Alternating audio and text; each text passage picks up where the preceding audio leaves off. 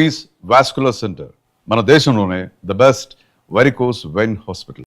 మీకు తెలియదు ఏముంది, మీకు తెలిసే ఉంటుంది కదా. మండలాధీశుడు అని ఒక సినిమా చేయించాడు. కృష్ణ గారును చచ్చిపోయాడు హనుమంతరావు గారు వాళ్ళు కూర్చొని పట్టుబట్టి గొడవ చేసి 4 రోజులు ఏఆర్ఎస్ గార్డెన్లో నా బ్యాడ్లకు అప్పుడే ఆయన షూటింగు, నాది ఇంకో సినిమా 2 అదే ఏఆర్ఎస్ గార్డెన్లో మెడ్రాస్లో షూటింగ్. ఎవరిది? ఇంకొకరిది? నాది ఏదో సినిమా జ్ఞాపకం ఎన్టీ రామారావుదా? లేదు, నేను మామూలుది. ఈయనది కృష్ణ గారు దాంట్లోనే. Okay okay. ఇద్దరం ఉన్నానని పిలవడం, నాకు షాట్ ఖాళీ ఎప్పుడల్లా కూర్చోబెట్టి మోరల్ క్లాసు, నా మాట విను, నువ్వు చెయ్యి, ఎంత పేరు వస్తుందో నీకు తెలియదు, అది ఇది అని గొడవ. కృష్ణ గారు అప్పటికే సినిమా మొదలైంది. భానుమతి గారు కమిటీ అవటం ఇవన్నీ నాకు తెలిసి సాగుతుంది అంతా. ఆ డేట్లు చూసేవాడేమో గొడవ. వాడేమో కృష్ణ గారి దగ్గర కొన్నాళ్ళు పని చేశాడు పద్మాలయాల్లో. జ్యోతి ప్రసాద్ వాడు ప్రొడక్షన్ మేనేజర్. చంపేస్తున్నారండి కృష్ణ గారు, నా మాట వినండి, చెయ్యండి, పర్లేదు, ఏమవుతుంది అది ఇది అని. నాకేమో భయం, ఎందుకు మనకి తలకాయ నొప్పి, కాంట్రవర్సీ అని. పైగా పెద్ద ఆయన మీద సినిమా, ముఖ్యమంత్రి. సరే అని చెప్పి భయపడి ఆగుతుంటే ఈ లోపల బ్యాంకు నుంచి లెటర్స్ రావడం మొదలెట్టినాయి. చేస్తావా లేకపోతే రిజైన్ చేస్తావా, చేస్తావా ఇలా అని. సరే అట్టాక వచ్చింది ఉద్యోగం గురించి, చేద్దాం, సక్సెస్ అయ్యాము ఓకే, లేదంటే మన ఉద్యోగం అనుకుంటుంది, మన బోధానికి కానీ నేను డిసైడ్ అయ్యా చివరికి. సరే కమిట్ అయ్యాను. అది చాలా గ్రాండ్ సక్సెస్ అయింది. బెదవాడలో కూడా కొంచెం దెబ్బలు కూడా తిన్నాను ఆ సినిమాకి. ఎందుకు? అప్పుడు ఖమ్మంలో సినిమా చేస్తున్న పిఎల్ నారాయణ డైరెక్టర్, ఊరేగింపు ఏదో సంథింగ్, ఊరేగింపు అదే సంథింగ్ ఏదో ఆ సినిమా చేస్తున్నాను. వాడు పిఎల్ ఊరే ఏమనుకోకరా, రేపు నీకు షూటింగ్ ఉండదు, సారీ అనవసరంగా వేస్ట్ చేస్తున్నా డేటు అన్నాడు. సర్లేరా, అమ్మాయి బెదవాడలో కొత్తగా కాపురం పెట్టింది, వెళ్ళి చూసేస్తానన్నా. మంచి పని, ఇంకా దానికంటే ఇంకా శుభ్రంగా పోయిరా అన్నాడు. సరే అని పొద్దున్నే అప్పుడు కృష్ణా ఎక్స్ప్రెస్ ఉండేది. అవునండి. ఇప్పుడు ఉందో లేదో తెలియదు. ఇప్పుడు లేదు, అప్పుడు ఉండేది. ఇటు నుంచి వెళ్ళి మళ్ళీ 1 గంట 2 గంటలకు ఉండి మళ్ళీ బయలుదేరేది తిరిగి.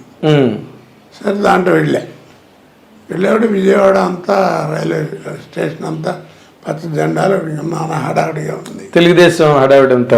రామారావు ఆ ఊళ్ళో విశ్వబ్రాహ్మణులకి కళ్యాణ మండపం ఏదో ఉంటే దాన్ని ఓపెనింగ్కి వచ్చాడు. అప్పుడు పేపర్లో కూడా వచ్చింది, పూర్ణ కొమ్మంతో వాళ్ళు ఇన్వైట్ చేస్తే వెండి దాంతో అది ఆయన తీసుకుని వచ్చేసాడని పేపర్ అంతా చెప్పుకున్నారు జోక్గా. జోకో నిజం ఏదో సంథింగ్. నేను కంగారు పడుతూనే ఉన్నా, అయ్యా బాబోయ్ ఏదో ఈ జెండాలు ఇన్ని ఉన్నాయి, ఎట్లా ఉన్నాయన ఏంటి అనుకుంటూనే ఉన్నాను. ట్రైన్ ఎలా దిగాలని దిగాను, దిక్క తప్పదు కదా. సరే దిగి ఆ ప్లాట్ఫారం పక్కన ఒక పక్క నుంచున్నా, నెమ్మదిగా నడుచుకుంటూ వచ్చా. ఏంటంటే రామారావు వచ్చారు, వెళుతున్నారు అనేది. ఇదే కృష్ణాకి తిరిగిదానికి వెళ్ళాలి ఆయన. ఒకటే ప్లాట్ఫారం అయిపోయింది. చూశారు, రే కోటగాడు వచ్చాడు అని బెల్ల బెల్ల బెల్లమని మీద పడి నానా బీభత్సలే, బూతులు గీతులు కొట్టారండి. ఒకడైతే ఇద్దరు ముగ్గురు పటపట వేసారు దెబ్బలు. అది నీచంగా ఉందని చెబితే ఒకడైతే ఇక్కడ కూర్చుని ప్యాంటు జిప్ కూడా తీసి కానీ కానీ కానీ లాంటి కొడక నీకేంట్రా ఏమొచ్చిందో బేపను ఇలా బూతుడు ఇష్టం తిట్టడం చేయటం చేస్తుంటే ఏం చేయాలి అర్థం కాదు. చచ్చిపోతానేమని భయం. అదేలే, లక్కీగా అటు ఇటు దొల్లిగడు తప్పని తుడితే ఆ పక్క నుంచి పారిపోయా. బయటకు వచ్చి రిక్షా ఎక్కాను నుంచుని, ఓపెన్ టాప్ రిక్షా ఉంటాయి.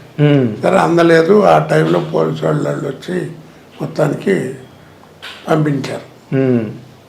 అలాగా బ్యాడ్ ఇన్సిడెంట్లు కూడా జరిగినాయి చెప్తున్నా. అదే కాకపోతే నాకేంటంటే దానివల్ల సినిమాలు పోయినాయా భయం ఉండేది కాదు. ఎందుకంటే కృష్ణ గారు మంచి ఫామ్లో ఉన్నాడు అప్పుడు.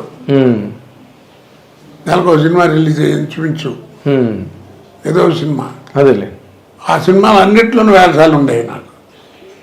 అదేలేండి, ఆయన వాళ్ళకి మారల్, మీరు మంచి నటుడు అవడమే కాకుండా మారల్ రెస్పాన్సిబిలిటీ కూడా ఉంది కదా. ఆయన చెప్పకుండా అన్నింట్లోనూ ఉండేది. తర్వాత తెలిసేది ఏమైందంటే కృష్ణ గారు చెప్పారండి అని మామూలుగా అంటారు కదా, అలా నాకు అందువల్ల నాకు సినిమాల్లో వేషాలు లేవని బాధ లేదు. కాదు, ఇప్పుడు ఇలా మీరు దెబ్బలు తిన్నారు విజయవాడ స్టేషన్లో కృష్ణ గారికి తెలిసిందండి?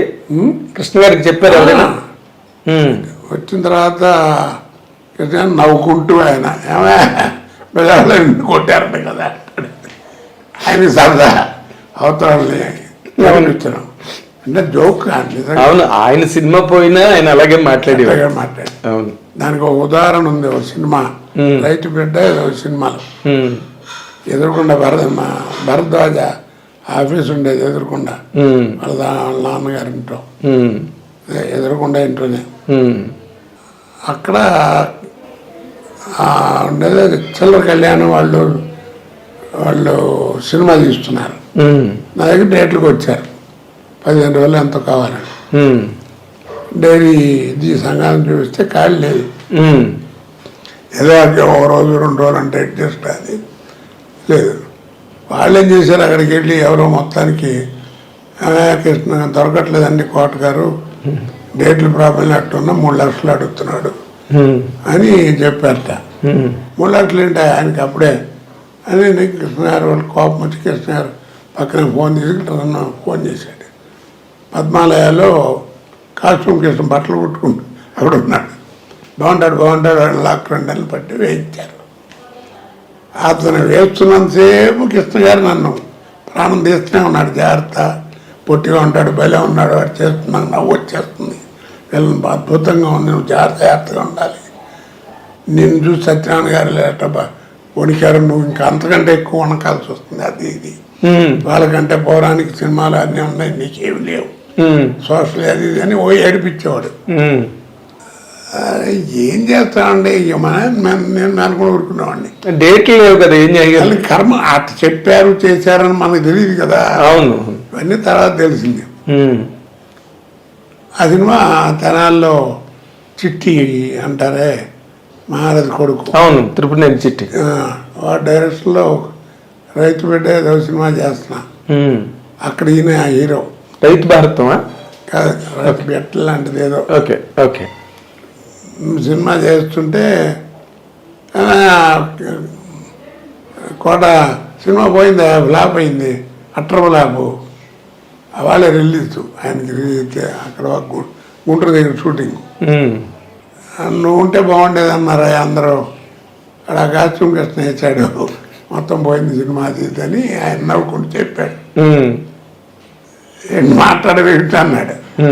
నేను చెప్పాను, ఏముంది సార్, ఒక్కటే నాకు ఎప్పుడు నమ్మేది, 0 క్యాండిల్ బల్బుకి 100 క్యాండిల్ బల్బుకి హోల్డర్ ఒకటే, స్విచ్ చేసినప్పుడు దాన్ని వెళ్ళు తెలుస్తుంది, ఎందుకంటే ఏం చెప్పాలి అని కృష్ణ గారికి చెప్పారా మీరు? కృష్ణ గారితో అన్నాను. ఆయన ఓ నవ్వు, దుప్పదేగా ఎక్కడ పుట్టొస్తాయని నీకు మాటలని.